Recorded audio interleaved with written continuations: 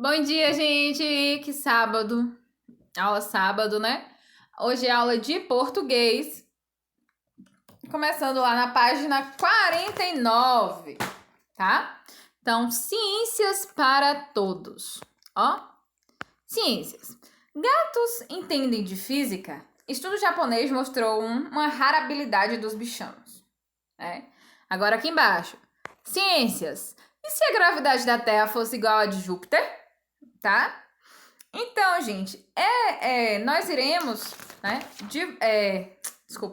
estudar essa unidade, esse capítulo, sobre textos de divulgação científica, tá? O que são textos de divulgação científica, gente? Eles são, né, eles são um método, a professora deu um branco assim, um método de divulgar, né? Sua principal característica é divulgar de maneira acessível para que todos entendam, né?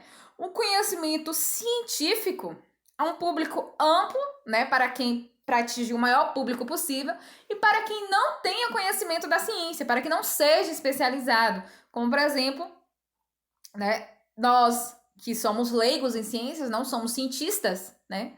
Então, a gente precisa de um texto, de uma divulgação científica, do modo que a gente consiga ler, né? Então, em geral, esse gênero textual, ele apresenta conceitos, ele vai apresentar processos, né? E fenômenos, mas de forma fácil, de linguagem fácil, para que a gente possa entender, beleza? Então, nós temos aqui um texto na página 50, né? Que eu vou ler para vocês e vocês acompanhem aí no módulo de vocês. Eu vou ler aqui no meu módulo de papel porque eu acho melhor do que ficar lendo na tela que eu fico tonta, tá? Então vamos lá. Urânio cheio de energia. Se você gosta de jogar videogame, navegar na internet ou tomar banho quente no inverno, já reparou que a energia elétrica é um dos avanços científicos mais importantes para o ser humano. No Brasil, grande parte da eletricidade é produzida a partir da força dos rios, né? Em movimentos, mas existe uma tecnologia que vem crescendo cada vez mais, a energia nuclear. Para gerar eletricidade, a usina nuclear trabalha com um tipo especial de urânio, elemento químico que tem em seu núcleo dividido naturalmente em vários pedaços. A cada divisão, ocorre liberação de energia em forma de calor e uma grande quantidade de água é aquecida. Ao se transformar em vapor, a água gira uma turbina que alimenta um gerador de eletricidade. Aí aqui nós temos uma usina nuclear, né, em Angra dos Reis, aqui no Brasil, lá no Rio de Janeiro. Uma partilha de urânio é capaz de gerar eletricidade suficiente para alimentar uma cidade inteira. E ao contrário de outros tipos de energia, o processo não libera gases, né, causadores do efeito estufa. Apesar dessas vantagens, a energia nuclear deixa muita gente com medo, pois o uso inadequado dela pode emitir raios perigosos no ambiente, gerando doenças graves e até morte das pessoas que estiverem por perto. Geralmente, as usinas nucleares são construídas para que a radiação não escape dali, mantendo a população segura. As paredes, por exemplo, são muito grossas e de concreto. Porém, caso a proteção que envolve a usina falhe e aconteça uma explosão, a radiação escapa para o ambiente ao seu redor. Acidentes assim já aconteceram, por exemplo, em Chernobyl, né, na Ucrânia, na década de 1980. A cidade ficou tristemente famosa depois da explosão de uma usina nuclear que espalhou radioatividade por vários países próximos.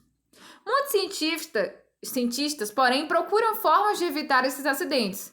Segundo Ellen, física da Universidade Federal de Pernambuco, é preciso conhecer bem a tecnologia para aproveitar seus benefícios.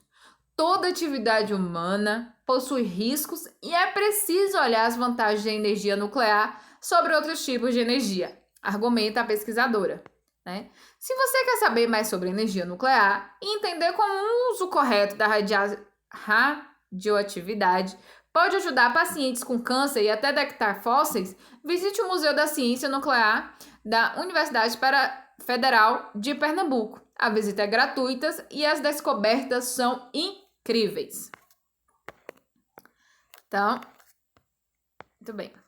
Então, como eu falei, né?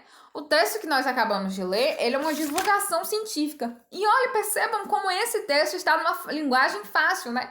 Que a gente consegue entender a informação que ele está querendo transmitir, tá? Então, a divulgação científica é isso, tá? É uma das suas principais características, essa fácil leitura e interpretação do que está sendo lido, né? Mas também, gente, pode ter o duplo sentido, tá bom? Que é um recurso de linguagem muito usado, né? Em que uma palavra ou expressão, ela tem mais de uma explicação, tá bom? Então, quando uma palavra fala, você tá com duplo sentido, então significa que aquela expressão tem dois tipos de organização, tá? Quanto à sua organização, não. A sua interpretação, ela pode ser interpretada de vários modelos, então de duas formas diferentes ou mais. Quanto à sua organização, um artigo de divulgação científica, né? Ela não tem estrutura rígida, ele possui título relacionado ao assunto do texto, né? E pode também conter subtítulo. Tanto no título como no subtítulo, é comum o emprego de vocábulos, né? Ou expressões de duplo sentido, que são aquelas expressões que têm mais de um significado, né? Com o intuito de despertar o interesse do leitor. Então não é uma coisa tão séria, mas tem que ser uma coisa mais leve. Se tiver um duplo sentido, o leitor pode se interessar mais por aquele assunto e tal, tá? Muitas vezes, gente, já no título ou primeiro parágrafo, o texto lança a pergunta pro autor, né? O texto já lança a pergunta pro autor de forma mais leve, né? De forma que o leitor não se sinta tão pressionado a ler aquilo, como, por exemplo, no nosso texto que nós lemos aqui sobre o urânio cheio de energia, né? Então, ó, se você gosta de jogar videogame, navega na internet ou tomar banho quente no inverno, já reparou que a energia elétrica é um dos avanços científicos mais importantes para o ser humano? Então, olha como já o primeiro parágrafo já prende o leitor, né? Apesar de ser uma divulgação científica, de ser um fato científico, já prende o leitor ali. Certinho? Então, por hoje é só não. Por hoje não é só não. Nós temos. Entenderam o que é divulgação científica, um texto de divulgação científica? Beleza. Então agora nós iremos lá para a página 54, iremos estudar concordância verbal, tá? Gente, o que é concordância verbal? Os pronomes pessoais, que também são usados, né, para divulgar a fala, por exemplo, quem fala, né, para indicar quem é que está falando. Eu, nós, né, que está indicando quem fala. Se eu falo, eu estou falando, né? Está indicando quem está falando, sou eu, né? Nós. Então, quem está falando é nós, tá bom? A pessoa também com quem se fala. Tu, vós, você e vocês, né? Então, está indicando com quem eu estou falando, tá? E a pessoa de quem se fala. Ela não foi à aula. Ela conversou muito na aula hoje. Então, ó, eu estou falando de alguém, né? Então, a pessoa de quem se fala, que é ela, ele, eles ou elas. Tá bom? Aqui. Isso aí. Aqui vamos ver aqui no primeiro, ó. Não vou fazer, só vou fazer o primeiro nome aqui. Releia o início do texto de divulgação científica. Se você gosta de videogame, jogar videogame, navegar na internet ou tomar banho quente no inverno, já reparou que a energia elétrica é um dos avanços mais científicos, mais importantes para o ser humano? Então, que pronome foi usado para se referir ao leitor, gente? Qual foi o pronome? O pronome você, né? Porque está indicando. Porque ela está indicando com quem se fala. O texto está falando comigo. Então, é você. Beleza? Então, eu quero que você responda essas atividades. Um beijão da Pro e até mais, pessoal. Tchau, tchau.